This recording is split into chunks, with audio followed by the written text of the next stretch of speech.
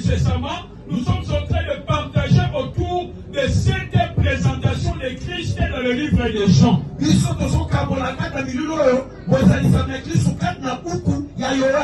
dans le livre de Jean, Jésus s'est révélé à ses disciples, mais aussi à la foule en utilisant beaucoup de moyens introduits par le terme « je suis ». Quelque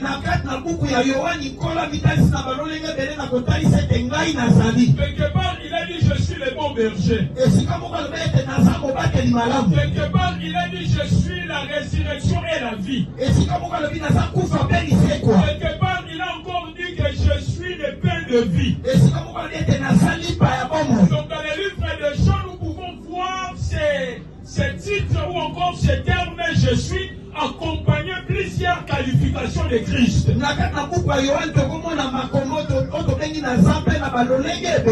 chaque je suis qui introduit une qualification de Jésus est attaché à un contexte particulier. Et comme je suis et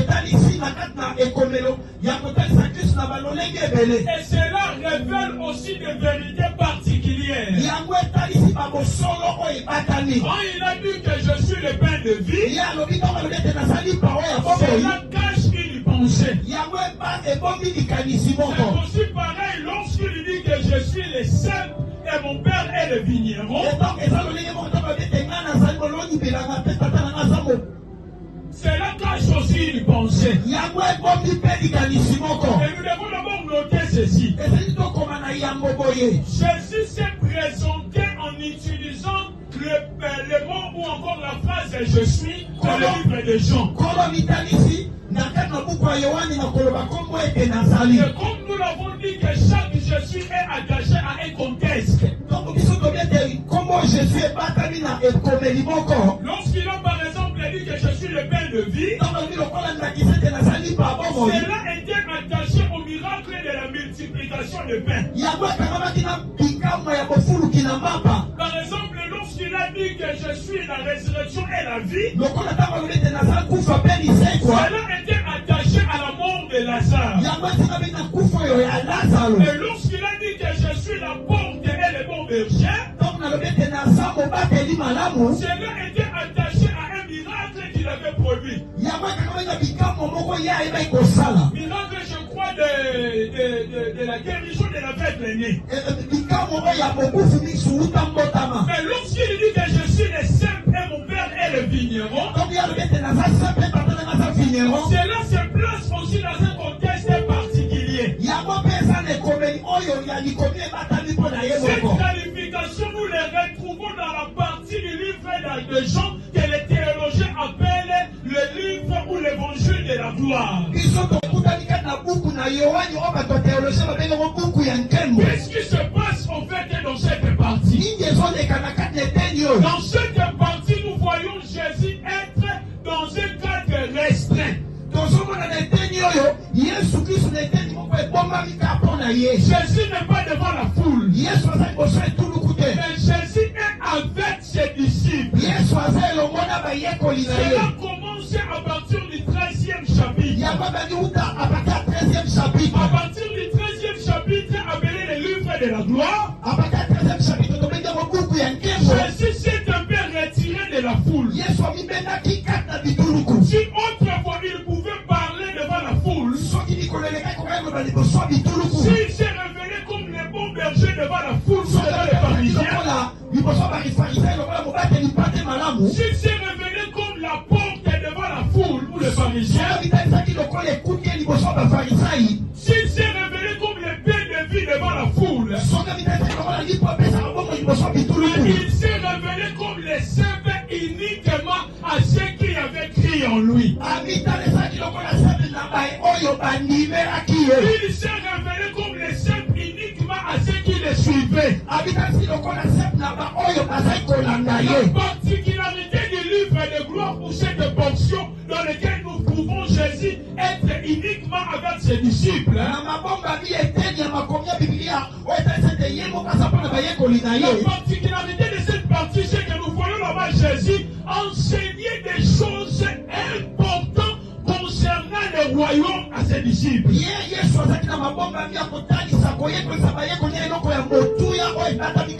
Donc quand il a pris ses disciples à côté, il a enseigné les mystères du royaume. Il a enseigné des vérités importantes qui cachent la vie de ses disciples pour la nouvelle position, la nouvelle nature, la nouvelle fonction que ses disciples devaient occuper en croyant en lui. Et dans cette partie qu'on trouve l'enseignement de Jésus sur le Saint-Esprit comme le consolateur qui devait venir conduire ceux qui avaient crié en lui.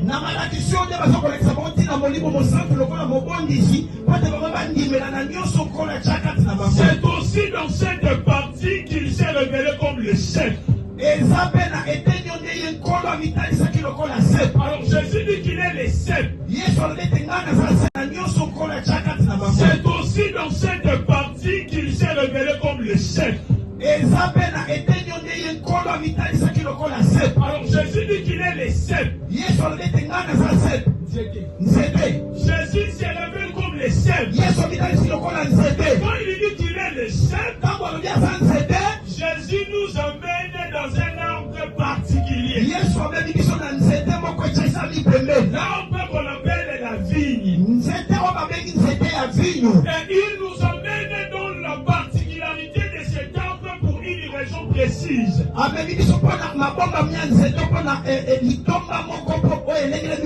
Premièrement, il y a trois choses qui nous font comprendre que Jésus veut nous enseigner sur cet arbre. Premièrement, il a parlé du cep. Le cep, c'est en fait le nom de porte le tronc de la vigne. C'est-à-dire, si pour les autres arbres, on parle du tronc, voilà.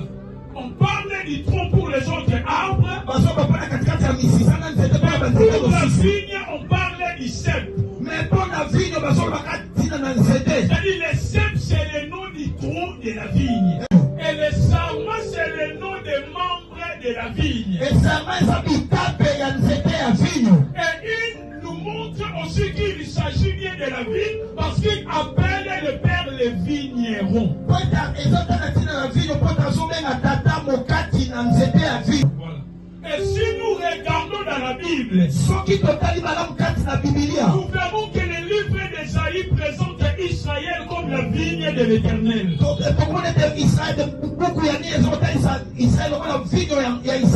Donc dans Ésaïe 5:7, la Bible présente Israël comme la vigne de l'Éternel.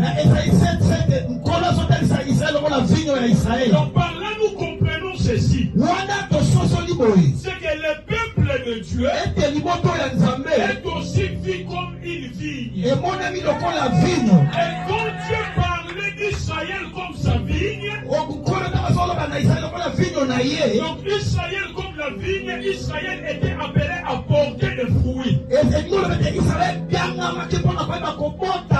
Donc quand Dieu parle d'Israël comme sa vigne, il voulait en quelque sorte te dire ceci. Israël est l'arbre qu'il a planté sur terre.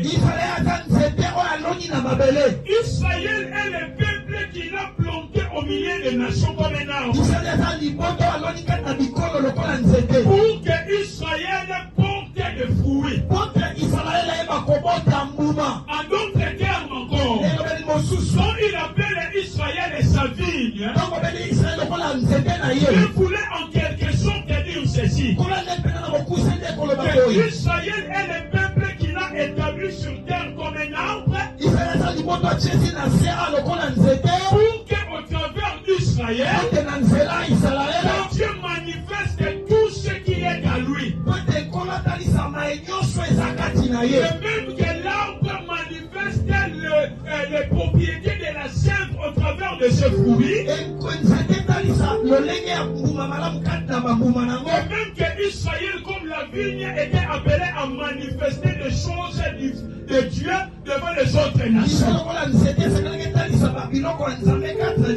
Maintenant quand Christ parle qu'il est le seul et son Père est le les vignerons et que ceux qui ont cru en lui sont des sarmats. Christ voulait dire ceci, que la première vigne de l'Éternel Israël, son temps était passé. Le temps était venu où il fallait maintenant que le Père élève une nouvelle vigne. Et cette nouvelle vigne était constituée du cep qui est lui-même Christ. Et des sarmats qui sont ceux qui ont cru en lui qui constituent l'Église.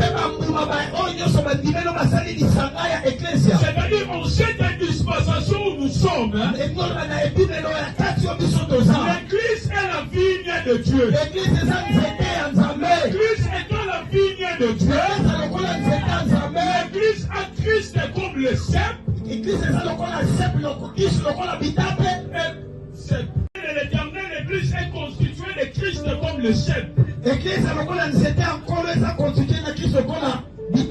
Elle est constituée de chrétiens qui sont des sarmats. C'est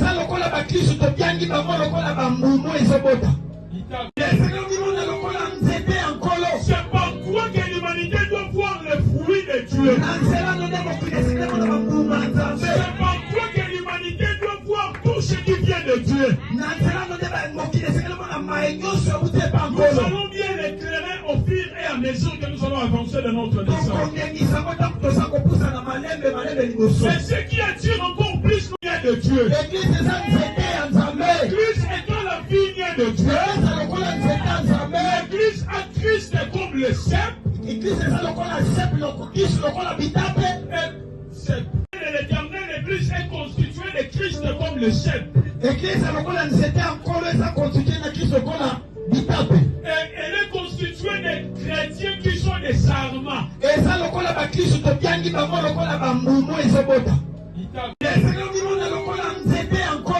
par quoi que l'humanité doit voir le fruit de Dieu. C'est par quoi que l'humanité doit voir tout ce qui vient de Dieu. Nous allons bien l'éclairer au fur et à mesure que nous allons avancer de notre descente. C'est ce qui attire encore plus notre attention. C'est dans le verset 5 que Christ dit ceci. Je suis le cep et vous, vous êtes les sarmats. Quand Christ dit que je suis le cep et vous, vous êtes les sarmats, Christ veut nous révéler des choses là-bas. La première chose qu'il veut nous révéler, quand il dit que je suis le cep et vous, vous êtes les sarmats, Christ veut nous révéler l'unité ou encore l'unité qui existe entre lui et ceux qui ont cru en lui. L'attachement qui existe entre Christ et l'Église que nous sommes. Parce que quand je parle de l'Église, je vois l'ensemble de ceux qui ont cru. Parce qu'on regarde de la botanique. Lorsqu'on parle du cep et des sarmats, on voit les deux sont liés, ils ne sont pas séparés. Donc par là, Christ veut nous dire ceci. C'est-à-dire lui et nous qui avons cru en lui, nous sommes tellement attachés. Nous ne sommes pas séparés. Donc quand je dis que nous sommes attachés à lui, je te vois et je me vois aussi. Toi qui as cru en Jésus, tu es un sarmat. Tu es attaché à Christ. Comme tu es attaché à Christ, ce qui te touche directement Jésus. Ce qui te voit directement Jésus. Celui qui te persécute Jésus. Si tu ne crois pas à ça, l'apôtre Paul sera d'accord avec moi. Parce que quand Christ est venu se révéler à lui, dans Actes chapitre Acte chapitre 9. Christ lui a dit, Saul, pourquoi me persécutes-tu? Est-ce que Jésus était vivant sur terre? Non. Est-ce que Jésus marchait sur terre? Mais comment il a dit à Paul qu'il le persécutait? C'est par là que Paul avait compris. L'église, c'est le Christ vivant sur terre. Si tu touches à l'église, tu touches à Christ. Si tu touches à l'église, tu touches à Christ. Lui, il persécutait les chrétiens. Et sans les cèpes, les serments ne peuvent pas produire de fruits. Sans les cèpes, les serments sont improductifs. Par contre, les serments, ce sont des parties de la vigne qui sont attachées au cèpe et qui portent des fruits. C'est-à-dire les serments sont appelés à porter des fruits. Mais le cèpe est appelé à soutenir les serments et à vivifier les serments. Et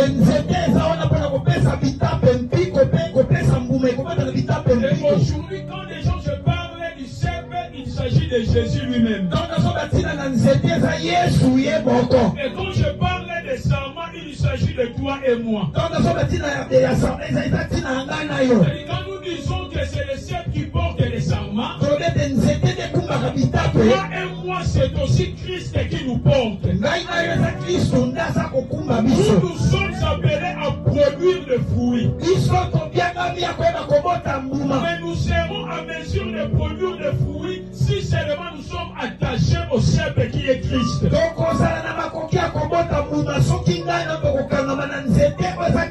Si seulement nous nous séparons du cèpe qui est Christ, nous ne pourrons plus produire de fruits. Maintenant, le rôle du cèpe, c'est quoi? Premièrement, comme je l'ai dit, c'est de porter les serments. Deuxièmement, c'est de donner la vie aux serments. Parce que les parties de la vigne qui sont attachées au cèpe et qui portent des fruits. C'est-à-dire les serments sont appelés à porter des fruits. Mais le cèpe est appelé à soutenir les serments et à vivifier les serments. Et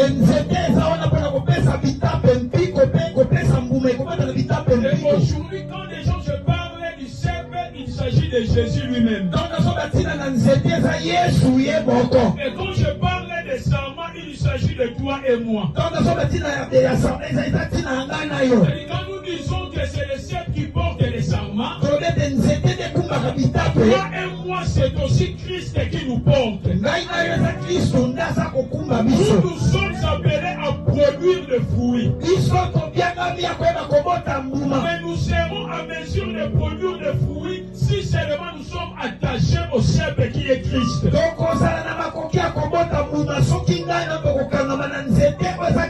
Si seulement nous nous séparons du cèpe qui est Christ, nous ne pourrons plus produire de fruits. Maintenant, le rôle du cèpe, c'est quoi? Premièrement, comme je l'ai dit, c'est de porter les serments. Deuxièmement, c'est de donner la vie aux serments. Parce que les serments prennent vie au travers du cèpe. Tous les serments sortent du cèpe. Donc le cèpe a le rôle de donner vie aux serments. Et le cèpe donne la vie aux serments en double dimension. Premièrement, en provoquant l'existence du serment. Deuxièmement, quand les serments sortent et existent, le cèpe est là pour vitaliser les serments. Parce que c'est le cèpe qui prend la sève des racines et le fait monter vers les serments pour que les serments soient en bonne santé. yango nde bendaka bilei uta misisa mpe matisi yango mpo ete babita pesa na bomo ipesa kolongono. Je parle de la sève, c'est la vitamine de l'arbre. Nasoloba tina ya vitamine wa nzete. C'est-à-dire, l'arbre a sa vitamine qu'on appelle sève. Nzete eza na vitamine yango tobengi sève. C'est la sève qui permet au sarment de porter des fruits et d'avoir des feuilles vraiment en bon état. Sève nde pesaka ningisa na nzete pesa vitamine na bita